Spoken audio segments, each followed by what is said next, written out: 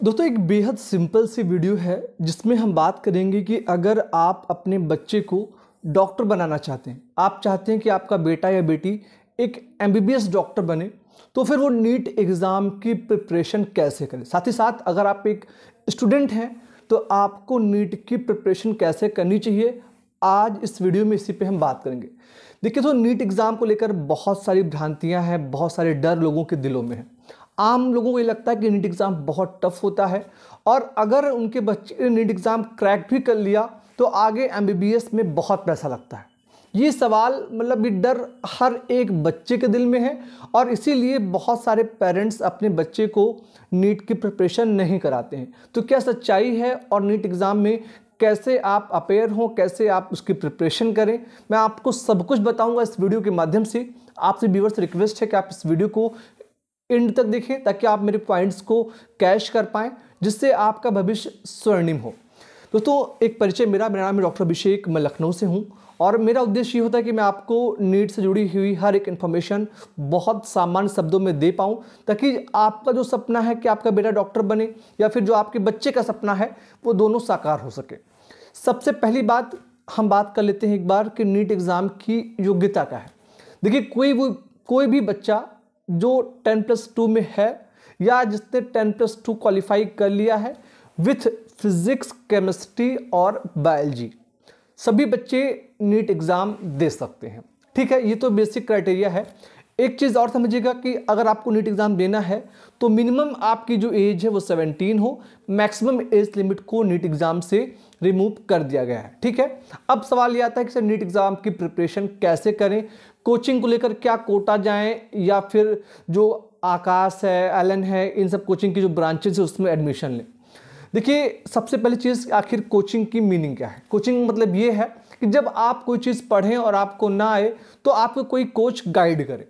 अगर आप स्कूल में हैं और अभी आप अपने स्कूल के टीचर से सहमत हैं, आपसे उससे हर डाउट क्लियर कर लेते हैं, तो फिर आपको कोचिंग जाने की कोई ज़रूरत नहीं होती है। लेकिन अब आप क्योंकि 10+2 क्वालिफाई कर चुके हैं या आपको स्कूल की पढ़ाई समझ में नहीं आती है, तो उस कंडीशन में आपको नीट की कोचिंग की ज़रूरत पड़ती है, क्योंकि आपको कॉन्सेप्ट्स को समझने होते हैं। इवन कोचिंग को लेकर आप जरूरी नहीं कोटा जाएं, आप अपने लोकल टीचर से भी पढ़ सकते हैं। यूट्यूब पे बहुत सी क्लासेस हैं, आप उनको भी ले सकते हैं। बस ये ध्यान रखिएगा कि कोचिंग से सिलेक्शन नहीं होता है, सिलेक्शन आपके पढ़ने से होगा। कोचिंग सिर्फ एक माध्यम है चीज़ों को समझने और समझाने का। ठीक है, अब सवाल आता है कि सिलेबस क्या है। दोस्तों क्लास फर्स्ट ईयर और क्लास 12th का जो सिलेबस है एनसीईआरटी पैटर्न, सेम सिलेबस आपके नीट एग्ज़ाम का है। कहने का मतलब बहुत सिंपल सा है, अगर आप 11th और 12th, जिसको हिंदी में आप 11वीं या 12वीं बोलते हैं, अगर आप 11वीं और 12वीं की एनसीईआरटी की बुक को, फिजिक्स, केमिस्ट्री और बायोलॉजी की बुक को फर्स्ट लाइन से लेकर लास्ट लाइन तक पढ़ लेंगे तो आपका सिलेक्शन 110% हो जाएगा, क्योंकि आपके नीट एग्ज़ाम के 90% क्वेश्चन आपके एनसीईआरटी से ही पूछे जाते हैं, एनसीईआरटी से ही लिए जाते हैं। थोड़ा सा बदलाव होता है क्योंकि एक कॉम्पिटिटिव एग्ज़ाम है तो इतना आसान नहीं होता जितना आप समझते हैं। क्वेश्चन आसान होता है, बस आपको डर जो है वो आपको कमज़ोर बना देता है। जब आप एनसीईआरटी की बुक पढ़ें तो पढ़ने के साथ में आप उसको समझते हुए चलें।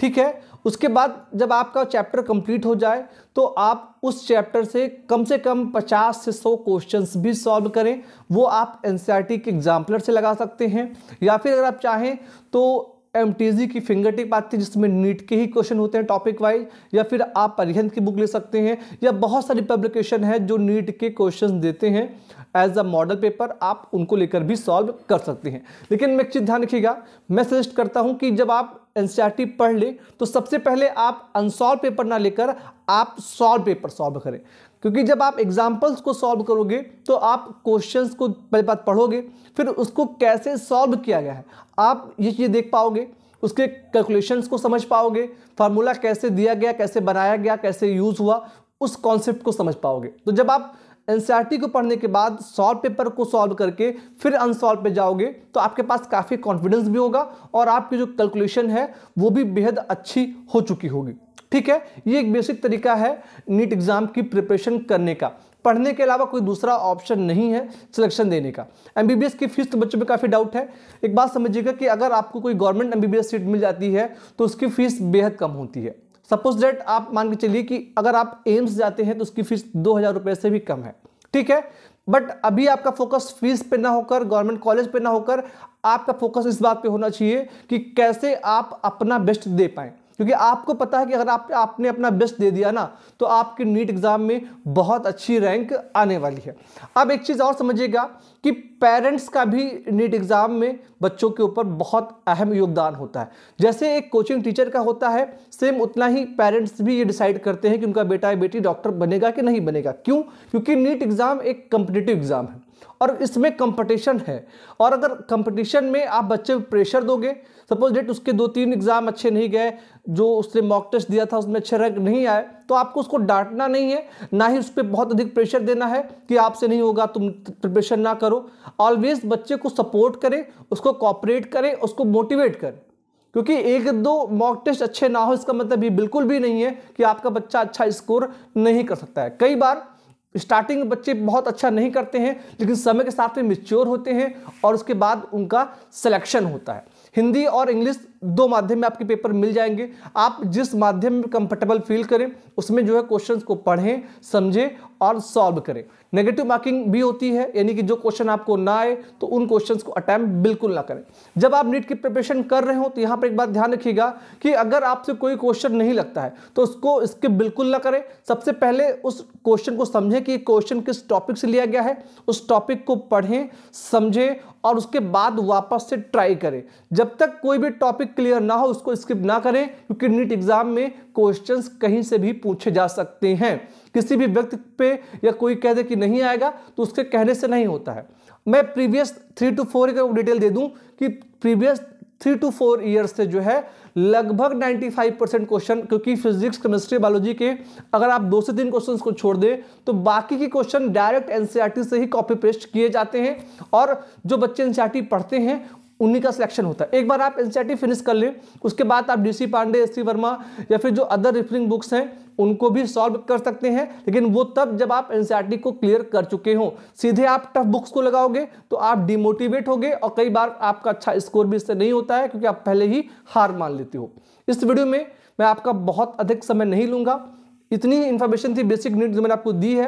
अगर अभी भी कोई सवाल आपके दिलों में है तो आप प्लीज़ अपने हमें कमेंट्स दें। हम कोशिश करेंगे कि आपके लिए वीडियोस के जरिए उन आपके डाउट्स को क्लियर करूं जो आपके दिल में है, ताकि आप बेफिक्र होकर, निडर होकर नीट एग्ज़ाम की प्रिपरेशन कर सकें। तो इस वीडियो में तही आप सभी दोस्तों का बहुत बहुत धन्यवाद। Thank you so much. जय हिंद। एक रिक्वेस्ट करूंगा कि अगर आपको कोई सुझाव देना है तो आप सुझाव में दे सकते हैं, जिससे हम आपके लिए अच्छी अच्छी वीडियोस ला सकें। Again thank you so much. जय हिंद।